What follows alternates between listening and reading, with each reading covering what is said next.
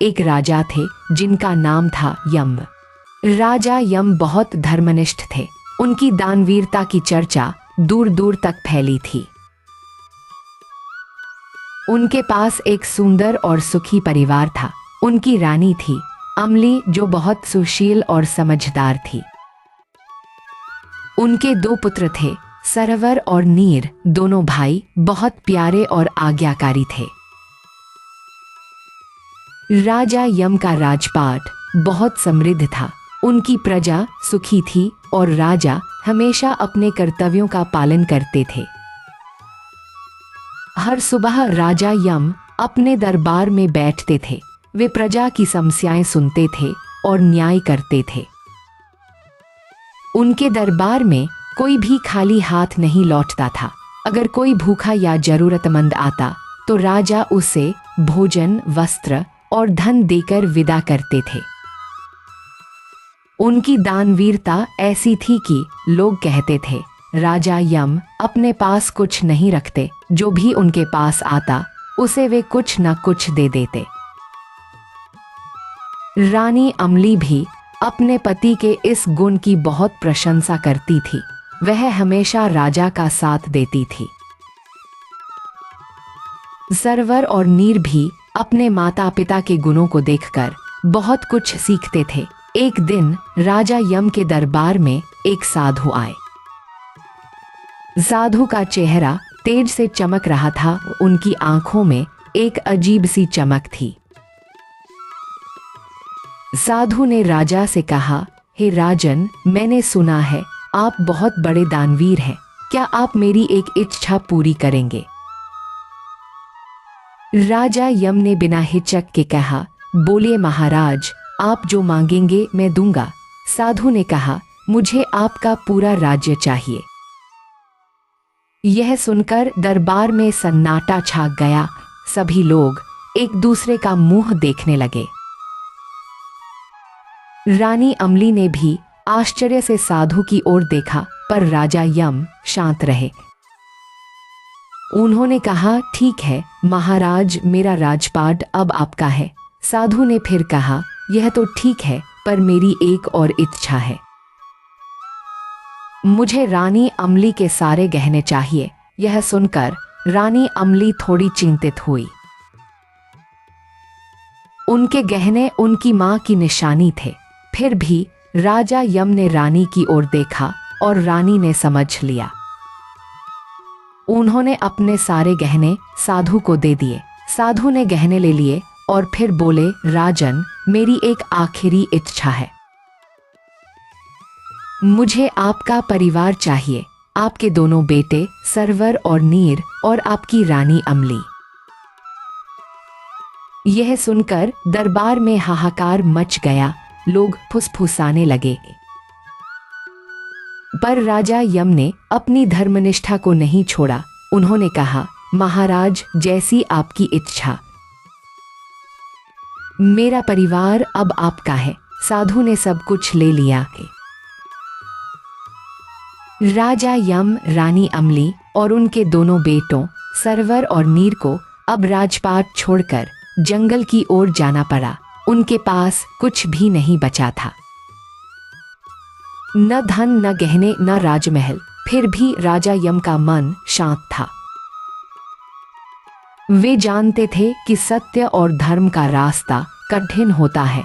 रानी अमली भी अपने पति के इस फैसले से सहमत थी। वह जानती थी कि राजा ने जो किया वह धर्म के लिए किया। सरवर और नीर छोटे थे, पर वे भी अपने माता पिता की बात मानते थे।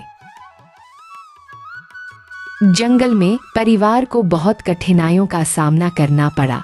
भूख और प्यास उनकी रोज की साथी बन गई। एक दिन वे भटकते हुए एक भटियारी की सराय में पहुंचे।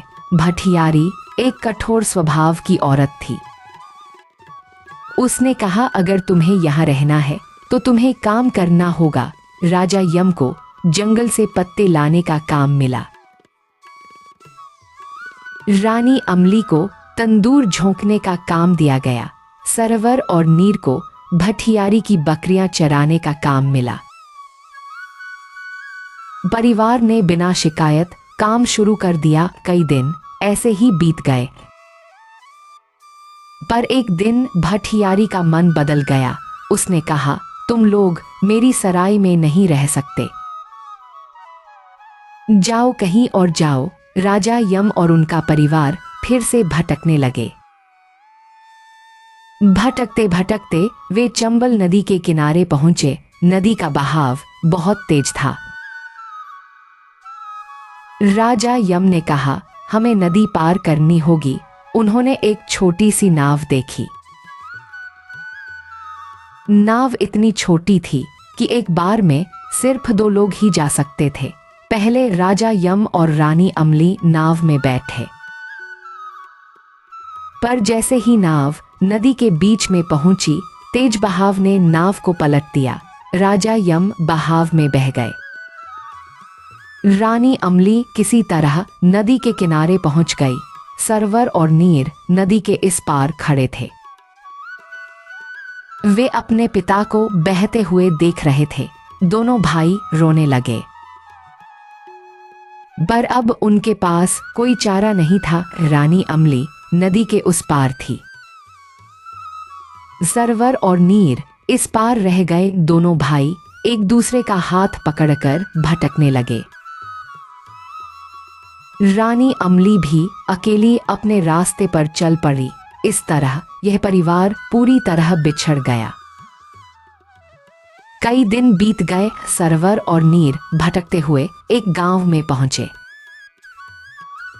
वहां एक धोबी ने उन्हें देखा। धोबी का दिल पिघल गया। उसने दोनों भाइयों को अपने घर ले लिया। धोबी ने उनकी देखभाल की और उन्हें पढ़ाया लिखाया। जब दोनों बड़े हुए तो धोबी ने उन्हें एक राजा की सेना में नौकरी दिला दी। सरवर और नीर अब सैनिक बन गए। वे बहुत बहादुर थे और अपनी मेहनत से सेना में अच्छा नाम कमा रहे थे। इधर रानी अमली भटकते हुए एक सौदागर के पास पहुंची। सौदागर ने उन्हें अपने जहाज पर काम करने के लिए रख लिया। रानी अमली अब एक साधारण औरत की तरह सौदागर के जहाज पर काम करती थी। उधर राजा यम चंबल नदी में बहने के बाद किसी तरह जिंदा बच गए। वे एक दूसरी नगरी में पहुंचे। वहां के लोग उन्हें देखकर बहुत प्रभावित हुए। उनकी बातों और व्यवहार से लोग इतने खुश हुए कि उन्होंने राजा यम को अपना राजा बना लिया। कई साल बीत गए। एक दिन संयोग से सरवर और नीर उस सौदागर के जहाज पर पहरेदार बनकर आए। रात में जब जहाज नदी में खड़ा था तो सरवर और नीर समय बिताने के लिए अपनी कहानी एक दूसरे को सुनाने लगे। सरवर ने कहा, नीर, क्या तुम्हें याद है वह दिन जब हमारा परिवार साधु के कारण बिछड़ गया था?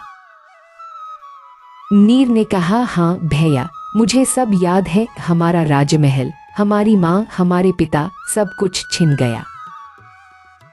दोनों भाई अपनी कहानी जोर जोर से सुना रहे थे। उसी जहाज पर रानी अमली भी थी। वह छिपकर दोनों भाइयों की बातें सुन रही थी। जैसे ही उसने सरवर और नीर की कहानी सुनी, उसका दिल भर आया।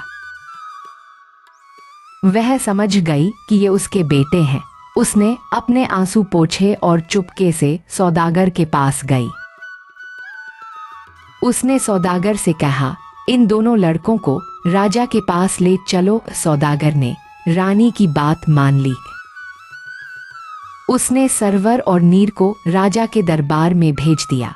जब सरवर और नीर राजा के दरबार में पहुंचे तो राजा कोई और नहीं बल्कि उनके पिता राजा यम थे। राजा ने दोनों लड़कों को देखा और उनकी कहानी सुनी। जैसे ही उन्होंने सुना कि ये वही सरवर और नीर हैं जो उनके बेटे हैं, उनकी आंखों में आंसू आ गए। उन्होंने दोनों को गले से लगा लिया। उसी समय रानी अमली भी दरबार में पहुंची। जब राजा ने रानी को देखा तो उनका दिल खुशी से भर गया। इस तरह कई सालों बाद यह परिवार फिर से एक हो गया। राजा यम, रानी अमली, सरवर और नीर सब एक साथ सुखी जीवन जीने लगे। अगर आपको ऐसी और कहानियां सुनना पसंद है तो हमारे चैनल को सब्सक्राइब करें।